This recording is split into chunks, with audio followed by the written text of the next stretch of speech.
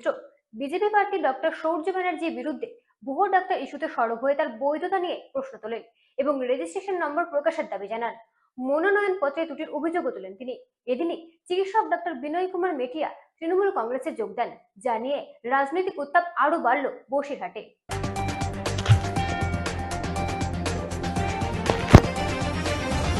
বসিরহাটে নির্বাচনী প্রচারে তীব্র আক্রমণ করলেন তৃণমূল কংগ্রেস প্রার্থী সুরজিৎ মিত্র ওরফে বাদল। বিজেপি প্রার্থী ডক্টর সৌর্য ব্যানার্জির বিরুদ্ধে ভুয়ো ডাক্তার হওয়ার অভিযোগ তুলে তিনি প্রশ্ন তোলেন তার চিকিৎসক হিসেবে বৈধতা নিয়ে। বসিরহাট টাউন হলের এক পথসভায় দুই চিকিৎসককে পাশে বসে সুরজিৎ মিত্র বলেন, মানুষের জীবন নিয়ে খেলা করা উচিত নয়।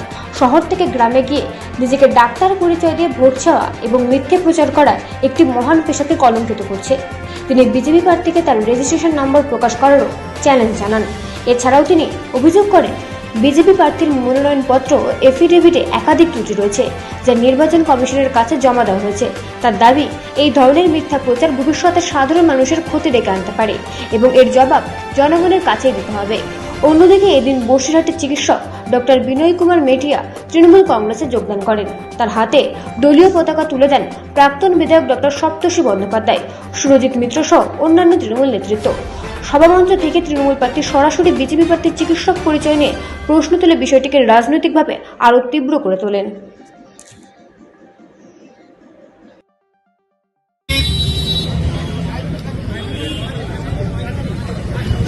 সর্বভারতীয় তৃণমূল কংগ্রেসের উপস্থিত নেতৃবৃন্দ, কর্মীবৃন্দ এবং সমর্থক, এদের সামনে আজকে এই যে বসিরহাট টাউনের পথসভায় আমি এসে তৃণমূল কংগ্রেসের যে পতাকা গ্রহণ করলাম।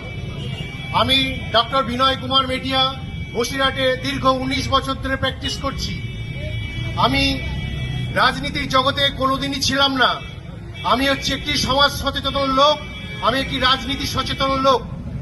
আমি কোনোদিন কোনো রাজনীতির ব্যানারে কোনোদিন পতাকা হাতে কোনোদিন কোথাও যাইনি। তাহলে আজকে হঠাৎ কারো কিছু পরামর্শ ছাড়াই নিজের উদ্যোগে এখানে এসে তৃণমূলের পতাকাটা গ্রহণ করলাম। কেন? কি কারণে? এর কারণ হলো, আমরা হচ্ছে সমাজ সচেতন লোক। আমরা দেখেছি, এই যে ছোট করে বলি, এখানে যেই যে এসআইআর করে প্রচুর মানুষ, লক্ষ লক্ষ মানুষের নাম বাদ দিল, এই জিনিস একটা সামাজিক সমস্যা। এ শুধু রাজনৈতিক সমস্যা না, এই সামাজিক সমস্যা মোকাবিলা আমাদের করতে হবে একসাথে। কার সঙ্গে করতে হবে? যে মমতা বন্দ্যোপাধ্যায়ের নেতৃত্বে এবং অভিষেক ব্যানার্জির সভাপতিত্বে তৃণমূল কংগ্রেস সমস্ত ধর্ম, সমস্ত জাতি, সমস্ত রকম মানুষকে সঙ্গে নিয়ে এগিয়ে চলেছে, তাকেই সঙ্গে দিতে হবে। ততই তো মনে হবে আমাদের যে আমরা মানুষের সঙ্গে আছি। সেই কারণে আজকে আমি যোগদান করলাম। আর একটা ছোট করে বলি, ডক্টর সপ্তর্ষি ব্যানার্জি আমাদের 21 সালের বিধায়ক, উনি আপনাদের সব ব্যাপারটা বলেছেন। এই যে সৌর্য ব্যানার্জি বিজেপির হয়ে দাঁড়িয়েছেন, আমি একটা ডাক্তার হিসেবে বলছি, বহু ডাক্তার, বহু পেশেন্ট লোক, বহু লোক, বসিরহাটের বহু মানুষ যারা আমাকে চেনেন, প্রতিদিন এসে আমাকে জিজ্ঞেস করছেন, আচ্ছা ডাক্তারবাবু আপনি বলুন তো, উনি সত্যি না ভুয়ো? এরা বলছে সত্যি, এরা বলছে ভুয়ো। আমি তো ধন্দে, একই, এরা বলছে ঠিক, এরা বলছে ভুল। আপনি ডাক্তারবাবু, আপনি তো কিছু বোঝেন নাকি? বলুন। এখন দেখো, যারা ডাক্তারবাবু রেজিস্ট্রেশন করে তাদের কি হয়? শুধু একটা মেডিকেল কলেজে পড়াশোনা করলেই ডাক্তার হয়ে যায় না। ডাক্তার হতে গেলে তার একটা রেজিস্ট্রেশন নাম্বার দরকার, তবেই সে ডাক্তারি করতে পারে এবং নিজেকে নামের আগে ডাক্তার লিখে ডাক্তারি প্র্যাকটিস করতে পারে। কিন্তু ঠিক যেমন একটা, আপনি ধরুন গাড়ি চালানো শিখেছেন, গাড়ি চালানো শিখেই আপনি চালিয়ে দিলেন গাড়ি, হবে তো? আপনাকে ড্রাইভিং লাইসেন্স নিতে হবে। আপনি একটা উকিল হয়েছেন, আপনি বার কাউন্সিলের নাম নেই, আপনার রেজিস্ট্রেশন নাম্বার নেই, আদালতে গিয়ে ওকালতি করবেন, সে কি হয় নাকি? যাই হোক, আমি ওদের কথা শুনলাম, দেখলাম, ওয়েস্ট বেঙ্গল মেডিকেল কাউন্সিলে সার্চ করলাম। আপনারা করতে পারবেন, West Bengal medical council doctor search বলে গুগলে মারবেন, দেখতে পাবেন। সেই নামে যে কোনো নাম দিলেই হয়। এর জন্য কোনো ওটিপি লাগে না, এর জন্য কোনো ইউজার আইডি লাগে না, পাসওয়ার্ড লাগে না, শুধু নাম দেবেন। অথবা আপনি সারনেমও দিতে পারেন। সারনেম দিলে ওই সারনেমে যত ডাক্তারবাবু আছে লিস্ট চলে আসে, রেজিস্ট্রেশন নম্বর সহ, এবং তাদের ঠিকানা লেখা থাকে। এই ওয়েস্ট বেঙ্গল মেডিকেল কাউন্সিলে থাকে। আর এছাড়াও আরেকটা জায়গায় থাকে ন্যাশনাল মেডিকেল কাউন্সিলে, যেটা আমাদের ডাক্তার বলেছেন, সেখানেও সার্চ করলে আরো সহজে পাওয়া যায়। সেখানে ইয়ার অফ পাস দিলেও পরে তার জন্য কোনো ওটিপি লাগে না, কিছুই লাগে না। আমি এই 10 দিনে ওদের পথসভায় পার ডে 10 কোটি করে টাকা বেড়ে যাচ্ছে। আমি দেখলাম এখনই না থামালে আমার যা সম্পত্তির পরিমাণ হবে, সেই সম্পত্তির পরিমাণ আদানির সঙ্গে আমায় তুলনা করতে হবে। প্রথমে বলল 40 কোটি টাকা আমি এই পৌরসভা থেকে নিয়ে চলে গিয়েছি। আমি আমার ছোট ভাই রানা যখন খবরটা দিল যে দাদা তোমার 40 কোটি বলেছে আছে, বললাম কালকের ওদের একটা পথসভা শুনিস, শুনে কত বাড়লো সেটা বলিস। তারপরের দিন আমার ভাস্কর বলছে হরিশপুরে পথসভা হয়েছে 75 কোটি টাকা, 75 কোটি টাকা মেরে দিয়েছি। তারপরের দিন থানার সামনে আমার শ্বশুর মশাই বলছে 100 কোটি টাকা মেরে দিয়েছি। পার ডে এরা 20 থেকে 25 কোটি টাকা আমার উপরে চাপিয়ে যাচ্ছে। তা আমি এদেরকে না থামালে আর হচ্ছে না, এত টাকা রাখার জায়গা নেই। আমি সেই কারণেই আজকে এসেছি আপনাদের সামনে বলতে। সুভাষবাবু, যিনি বিজেপির প্রথম দিনের সৈনিক, সম্মান করি আমি ওদের। এখানে অনেক বিজেপি আছে, এখানে প্রদীপ দা আছে, প্রদীপ রায়, এই 9 নম্বর ওয়ার্ডের এক্স কাউন্সিলর। প্রদীপ দাকে দিতে পারতেন।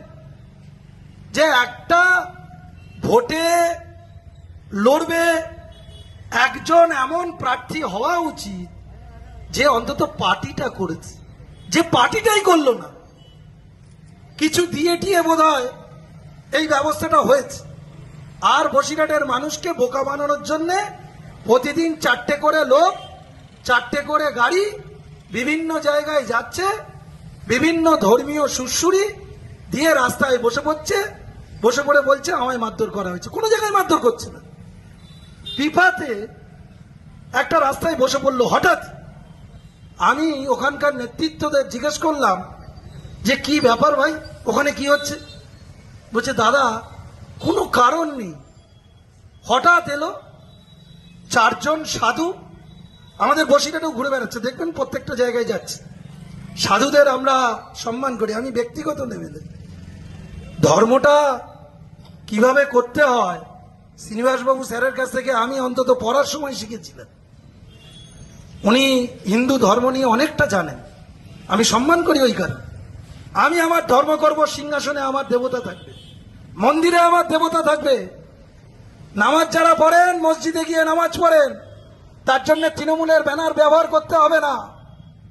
কিন্তু ওরা কি করে? ধর্মটাকে ব্যবহার করে।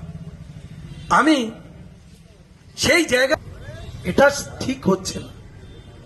আপনারা বিজেপি পার্টির অনেক লোক আছে, অনেক ভালো ভালো নেতৃত্ব আছে, আমি যাদের চিনি জানি। অনেকে এরকমও আছেন, ডাক্তার সপ্তর্ষি ব্যানার্জিও জানেন, তৃণমূল কংগ্রেসের ম্যাক্সিমাম লোক জানেন।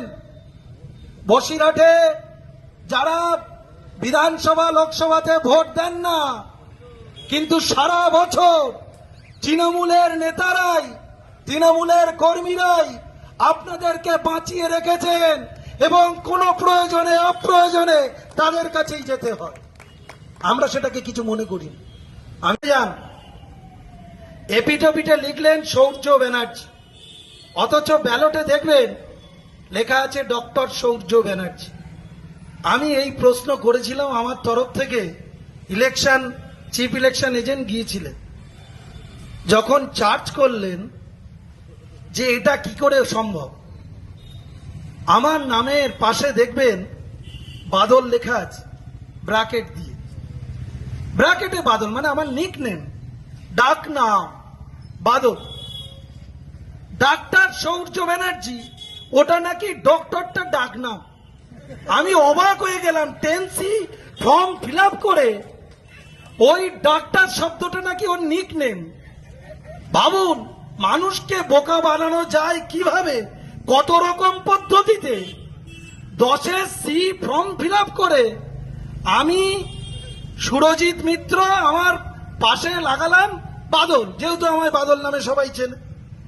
আর ও ডাক্তার শব্দটাকে রাখবে বলে আগে বসিয়ে দিয়ে বলছে ওটা আমার নিকনেম। আমি যখন ম্যাডামকে জিজ্ঞেস করলাম, ম্যাডাম এটা কিভাবে সম্ভব, বলছে এটা নির্বাচন কমিশনের নিয়ম আছে, কেউ আগে যা তা খুশি লাগাতে পারে, পরেও যা তা খুশি লাগাতে পারে। আমার নির্বাচন কমিশনের কাছে একটা প্রশ্ন এই পথসভার মাধ্যমে রেখে গেলাম। দেখুন, এটা হয়তো আজকে আমরা হালকাভাবে নিচ্ছি যে ডাক্তার শব্দটা নিকনেম হতে পারে, কিন্তু ভাবুন, ডাক্তার হচ্ছে আমাদের সমাজে সব থেকে সম্মানীয় একটা পোস্ট। সেই পোস্টটাকে যারা কলুষিত করলো, আজ পর্যন্ত ভারতবর্ষের কোন নির্বাচনে কেউ কোনোদিন এইভাবে এই শব্দটাকে অসম্মানিত করেনি। এই ছেলেটি যেভাবে অসম্মানিত এবং অপমানিত করলো ডাক্তারি সমাজটাকে, এদের বিরুদ্ধে ব্যবস্থা নেওয়া উচিত। কত বড় উদ্যোগ! একটা ডাক্তার যাকে আমি ভগবানের দরজা দিয়েছি, সে সেই শব্দটাকে নিকনেম হিসেবে ব্যবহার করছে। ভোট কি বালাই! ভোটে জেতার জন্যে যদি শুধু সূর্য ব্যানার্জি থাকে তাহলে ভোটে যেতে যাবে না। মানুষ কেচ্ছা করবে, মানুষ সুপ্রিম ডায়াগনস্টিক সেন্টার ঘিরে ফেলতে পারে, সেই ভয়তে নিকনেম ডাক্তার হয়ে গেল। সূর্য ব্যানার্জি লিখে এপিটোপিট করে জমাও দিয়েছিলেন। পরবর্তীকালে ওনার যখন সার্টিফিকেট চ্যালেঞ্জের মুখে, যখন ওনার রেজিস্ট্রেশনের মিল নেই, এসডিও অফিস থেকেই ওনাকে বলা হয়েছে যে তুমি ভাই আগে এপিটোপিট চেঞ্জ করো, নাহলে কিন্তু স্কুটনিতে তোমার নাম বাদ চলে যেতে পারে। ছুটতে ছুটতে গিয়ে এপিটোপিট চেঞ্জ করে নিয়ে এসছে নিচে থেকে। মুহুরীদের কাছে জিজ্ঞেস করুন, আমার ল সেলের কাছে জিজ্ঞেস করুন, বলে দেবে। বলতে চাইছিলাম না এসব কথাগুলো, কারণ ব্যক্তিগত আক্রমণ করে তৃণমূল কংগ্রেসকে ভোট করতে হবে, এখনো এই রকম সিচুয়েশন তৃণমূল কংগ্রেসের আসেনি। কিন্তু লাগাতার মিথ্যে অপপ্রচার, মিথ্যের যে বেসাদি, মানুষকে বিভ্রান্ত করা। চারটে ছবি দিয়েছে, একজন মা তুলসী তলায় বাতি দিচ্ছে, কাঁদছে অজরে। বিভিন্ন জায়গায় ছবিটা নিয়েছে, বাচ্চা কাঁদছে। কেন না, তৃণমূল কংগ্রেস যদি আবার ক্ষমতায় আসে, মায়েরা সুরক্ষিত থাকবে না, বাচ্চাদের রাস্তায় দাঁড়িয়ে কাঁদতে হবে। আর আমি বলছি, ডাক্তারবাবু আপনি যদি আর বেশি দিন ডাক্তারি করেন, তা বসিরহাটের কোনো মানুষের আর হৃৎপিণ্ড ঠিক থাকবে না, সবার কিছু না কিছু ডিস্টারবেন্স তৈরি হয়ে যাবে। তার থেকে ডাক্তারিটা বন্ধ করুন। ডাক্তারবাবু বলছিলেন, আর একটা তথ্য দিই, আমার ডাক্তার 2021 সালে যখন এপিটোপিট ভরেছিলেন, তারও কপি আমার কাছে আছে।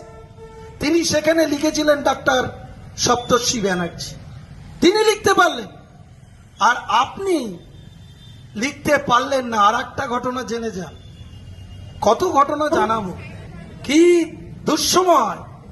এখন ভাবছি, আমি রক্ত পরীক্ষা করতে গিয়েছিলাম সুপ্রিমে, সৌর্যকে বলেছিলাম ভাই আমার একটু রক্ত পরীক্ষা করে দিবি, তোর নতুন ডায়াগনস্টিক সেন্টার। তা আমি গিয়েছিলাম ওর রক্ত পরীক্ষা কেন্দ্রে।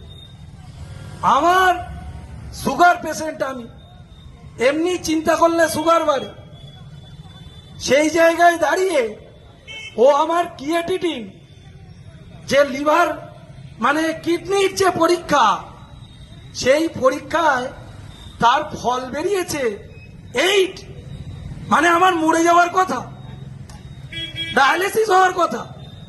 আমি ওই রিপোর্ট নিয়ে অ্যাপেলোতে ডাক্তার সুবীর রায়ের পেশেন্ট, আমি ডাক্তার সুবীর রায়ের কাছে দেখাতে গিয়েছি। দেখাতে গিয়ে ডাক্তার সুবীর রায় আমায় বলছে এই ঘরের থেকে আর বেরোবে না। ভাস্কর ছিল আমার সাথে। আমি বললাম কেন ডাক্তারবাবু, কি হয়েছে? আমি অত মেডিকেল টার্মস বুঝবো না। আমি জিজ্ঞেস করলাম ব্যাপারটা কি। বলছে যা এই রিপোর্টে আছে তোমাকে দেখে আমি তো অবাক, এখনো ডায়ালিসিস কেন? আমি বলছি কি বলছেন, ডায়ালিসিস?